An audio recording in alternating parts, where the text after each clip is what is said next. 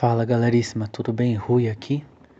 Há um tempo atrás, já umas 2 semanas, um amigo aqui do canal, não sei se posso falar o nome, mas ele me perguntou a minha opinião sobre o Michael Jones, na verdade com relação ao principal assunto que o Michael Jones trata, né? E eu falei pra ele que eu precisava estudar mais um pouco a respeito desse assunto, mas eu achei interessante falar um pouco sobre algumas coisas que o Jones comenta. Algumas coisas assim, mais detalhes, né? Comparado com o centro da obra dele. Mas, assim, vai ser bem chato porque eu vou ficar comentando vídeos soltos, assim. Mas tem um que bem recente que ele fala de Nossa Senhora de Fátima. E aí, eu acho que tem uma galera assim, meio neocon que fica usando o segredo de Fátima para defender os Estados Unidos contra a Rússia na guerra da Ucrânia.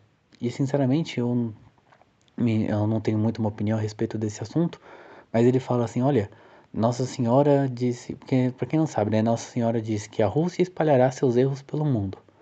Aí ele fala, não, Nossa Senhora, ele faz lá uma ginástica para dizer que Nossa Senhora, quando ela disse a Rússia, ela quis dizer a União Soviética, e os erros, na verdade, é só o comunismo. Então, quer dizer, tem duas coisas a frase, a Rússia e os erros. Mas a Rússia não é Rússia e os erros não é os erros, é só o comunismo. E Rússia é a União Soviética. E aí eu acho difícil isso, foda, né? Você fala tipo, porra, mano. Mas, inclusive porque acho que a grande questão dessa guerra é que você não tem que apoiar nenhum dos dois lados, né? Sempre que você vê duas forças brigando ali, isso meio que abre espaço para outros grupos, né? Só você pensar ali no pós-Primeira Guerra, né? E antes da Segunda Guerra você teve vários grupos ali, nenhum dos quais eu concordo em quase nada com eles, mas abriu um monte de espaço para eles por causa das brigas entre as várias forças que estavam ali, né?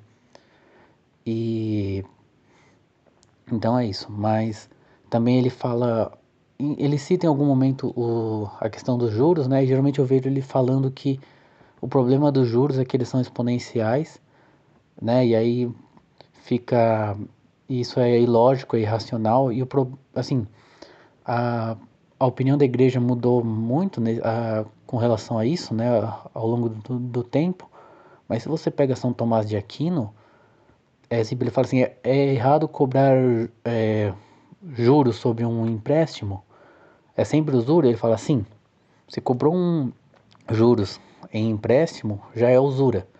Então a palavra exponencial não entra, tanto que você pode cobrar juros simples que não são exponenciais, né? E se você cobrar esses juros numa taxa bem baixa, né? Apesar de eles serem exponenciais, a exponencial pode não crescer tanto assim. E isso vai entrar em contradição com o terceiro ponto, que geralmente como ele é bastante crítico à escola austríaca, e tá certo, você tem que ter suas críticas à escola austríaca, mas a escola austríaca defende bastante o ouro. E o problema é justamente que o ouro impedia a usura em alguma medida, né? Porque se o dinheiro é ouro e os juros crescem exponencialmente, o ouro não. Mas o dinheiro de papel você pode fazer ele crescer para acompanhar os juros. Então o que acontecia antigamente é que os juros e os empréstimos, né, iam ficando cada vez maiores. Chegava uma hora que podia até ultrapassar a quantidade de ouro.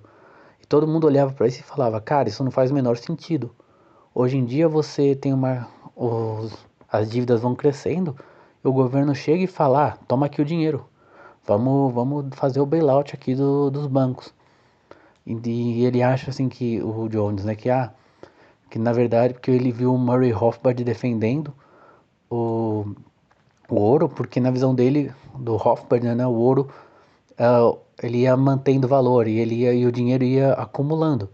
Só que assim, hoje em dia já acontece isso com os banqueiros, né? Eles ganham um monte de dinheiro com a inflação, na verdade é um jeito de você redistribuir o dinheiro sem você precisar de impostos ou como é que fala, de não de ou de confiscar, né? Confiscar a terra de um para passar para o outro, você vai imprimindo dinheiro e o primeiro a receber esse dinheiro vai ter mais riqueza em comparação aos outros, que vão receber esse dinheiro quando os preços já tiverem subido, né?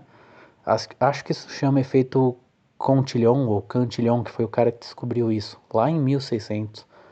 E, e assim, hoje em dia, só se você tem uma casa, porque vai tendo a inflação e o valor da sua casa vai crescendo, ela vai se valorizando. Mas antigamente, quando tinha o ouro ou a prata, né, você tinha as suas moedinhas ali e você ia guardando seu dinheirinho. E ele ia, e como o governo não pode imprimir ouro nem prata, você ia acumulando. E então todo mundo, até as pessoas mais pobres, conseguiam ir fazendo uma pequena poupança, assim, né? Elas não iam perdendo dinheiro. Hoje em dia você recebe o seu salário que já é pouco, num dinheiro que não vale nada, e tá tudo subindo o dinheiro, o que que você faz? Você não consegue crescer, ao máximo você tem que batalhar muito para você conseguir pedir um empréstimo para comprar uma casa, sendo que antigamente o seu dinheirinho que você ia guardando ia valorizando, mantendo, porque ele é ouro, ele é uma coisa que tem valor. Hoje em dia não. Então é exatamente o contrário do que ele fala, assim, tipo, nossa, porque é para o judeu ficar crescendo o dinheiro dele. Não, é o contrário.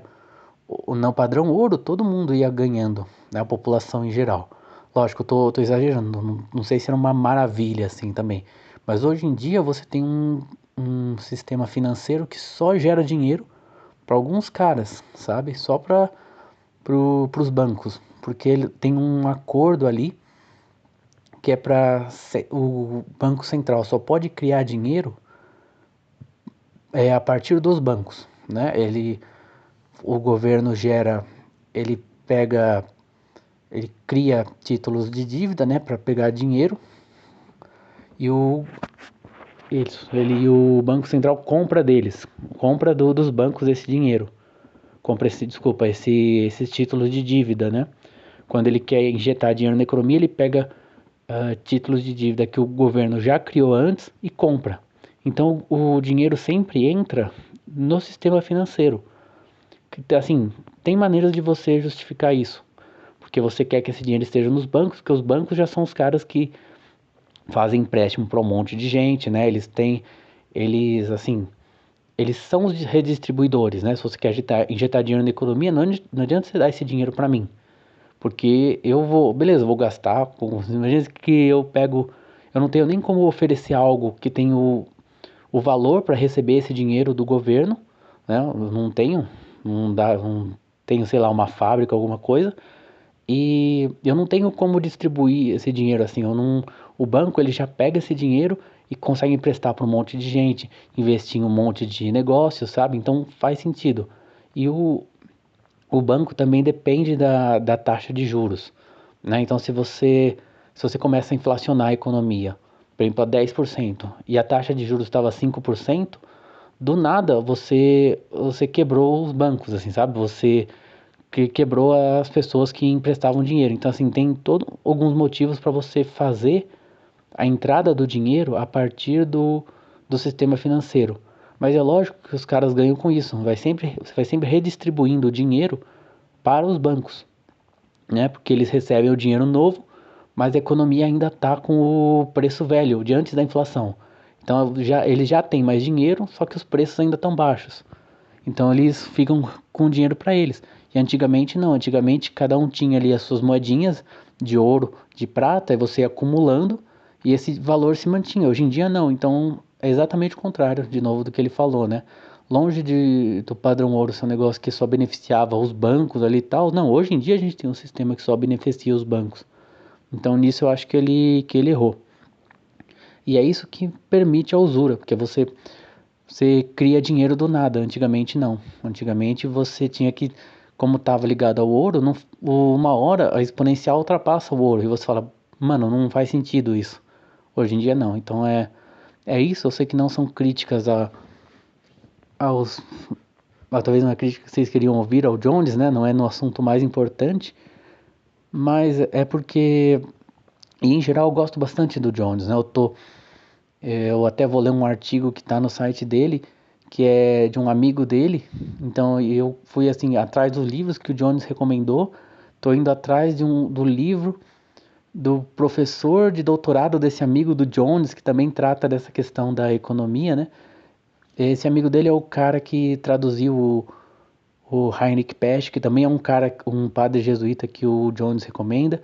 E esse amigo dele, acho que foi aluno de doutorado do Bernard Dempsey, que também é um cara que escreveu, um padre jesuíta que escreveu livros sobre a visão católica na economia, então sobre a usura, sobre todas essas questões assim de economia católica e tal. Então, assim, eu tô seguindo bastante a trilha dele, tô aprendendo bastante com ele, mas tem essas questões, assim, especialmente assim, a galera meio que não soube pegar o que a escola austríaca trouxe de bom ali e colocar no lugar. E lógico, aparar ali as pontas, falar, ó, beleza, mas assim, você fica nesse quadradinho aqui, sabe? Mas também não souberam trazer o que teve de bom da escola austríaca, porque até se a gente está pensando num momento em que a gente vai ter um Estado católico com mais intervenção na economia, é importante a gente ter claro como que certas atitudes do governo falham, né? O pessoal olha e fala, a escola austríaca está falando que o governo não serve para nada, mas de um outro ponto de vista, ela fala assim, olha, tais tipos de intervenção na economia não funcionam.